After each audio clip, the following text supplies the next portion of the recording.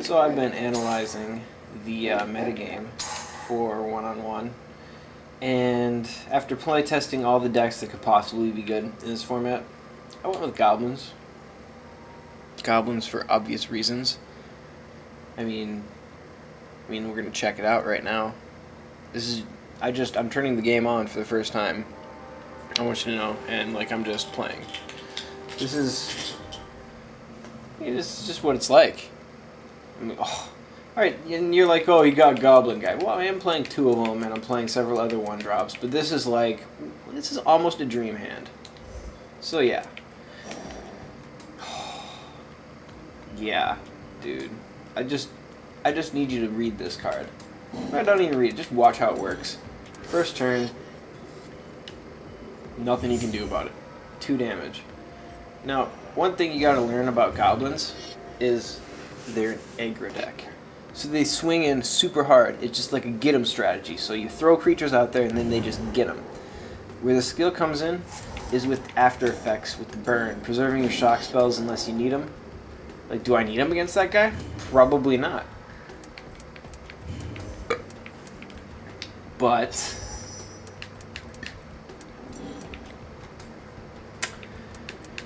pretty much you get cards like Siege Gain, and at the end when they drop out big enough creatures to truly stomp your face, you just burn right through them. You just burn them over the top. So the trick is to get as much damage in as fast as you can, and that's the strategy with this deck.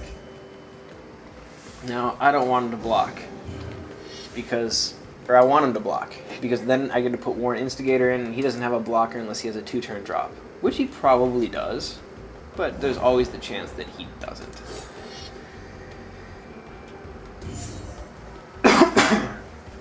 Either way, I'm burning out that goblin next turn. Pretty much no matter what. Unless... I don't know, maybe I should preserve my burn spells and just assume that I'm not going to kill him right away since he's going to have so many chump blockers. I don't know what a better strategy is. Just burn them out, or which would be more efficient? Krenko's command. Ooh, that guy's the guy I'm gonna burn out. He already gave me this decision. You see, that guy is just too powerful to leave unattended. He's just got strength galore, and this is great.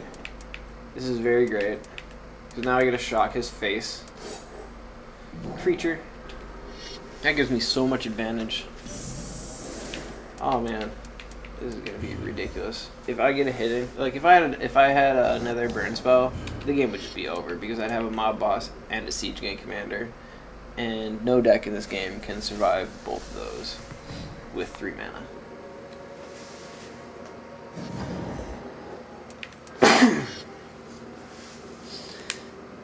It almost doesn't matter at this point, because this guy just doesn't stand a chance. He's playing goblins too, but one thing you're going to notice about his goblin deck, that's actually a pretty sweet spell. It comes into play, it deals instantly 2 damage. The only thing is they're so much better. I had to go through my deck and I had to take out one of these Krenko commands. Not that card, not that card. Oh, and I get a Gen Palm Incinerator. That is exactly what I needed. I had to take this out for the longest time. It was hard for me to get this into play, and that is way better than that. It's a 2-turn drop, number 1, and it's vital for goblins to get your goblins out there. You're not the damage that you do. That's just not how you want to be winning.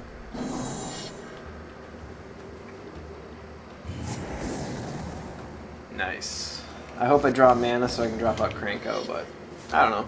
Pretty much I can't have a bad draw. At 3 mana, you want to be there, because if I draw mana, Krenko goes into play. If I don't draw mana, I'm probably not going to get one of my 2 other 4 or 5 turn drops. Everything that I have is a 1 or 1, 2, or a 3 drop.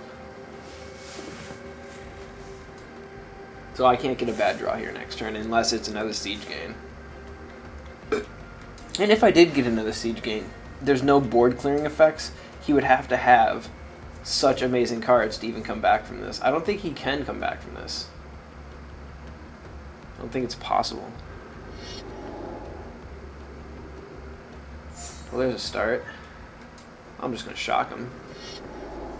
Nope, I'll shock that guy. He's a little bit better. Oh man, he didn't have enough mana for that? That guy is so bad. Look what he could have just did. He could have just dropped out Goblin Bushwhacker and swung in for a whole bunch. Man, that's overpowered. Oh, I also have 2 Goblin Ringleaders, so that would be tragic if I drew one of those as well. Come on. Sweet. That's good. I don't want to start letting him like get ahead.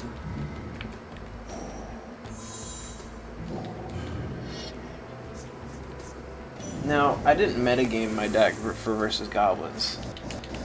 So if he has any good cards like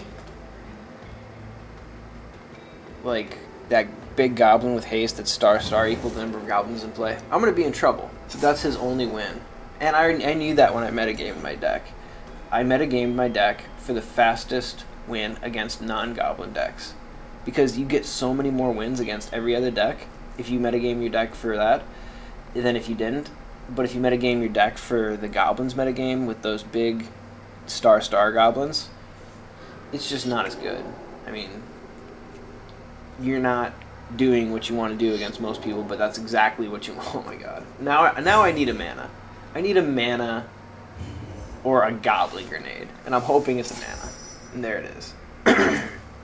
See now what I did here? Legendary rule comes into play. He played his big guy. Yeah. Just don't do that. Because I can't be the one losing here. It's very close to game over for this guy. It's just been a grindy match. That's how I like to see him. Nice and grindy, because... And you'll notice I was on the play. That gives me a huge advantage against goblins. That extra 2 damage got me a lot further than you think. Because it's the damage... Now it's mattering. And he wouldn't be at 4 life. He'd be at 2 more life. So he'd be at 6 life. And that's not entirely out of range, but he does have 4 cards in hand. And I'm assuming they're good. Like, that guy is huge for him. It's probably not going to be enough if he doesn't have another goblin right now. And he's waiting, so I don't know. Because next turn I can do 3, and then if I drop anything this turn, I don't know, I could get a Goblin Grenade. That'd be sweet.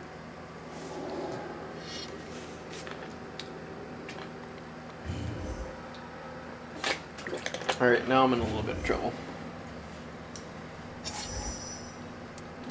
Nope, not anymore. I win next turn. Unless he has a sweet, sweet ass burn spell.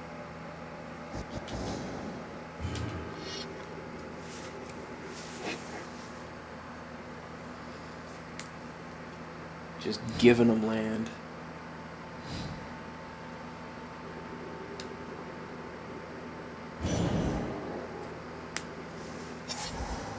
Like, there's no reason for me to even block here. Like, he can swing in, I'm not gonna block.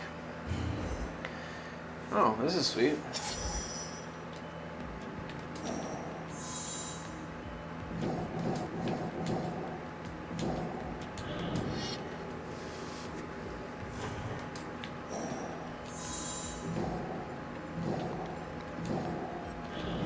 And we just burn him out with Siege Gain.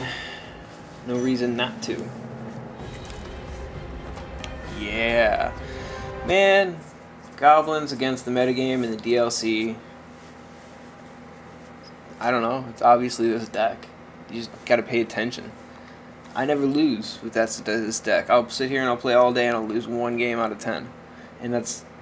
I mean, that just happens in this game, in Magic in general. You can just auto-lose because you don't draw a line at all. Like, you just get flooded or you don't get anything.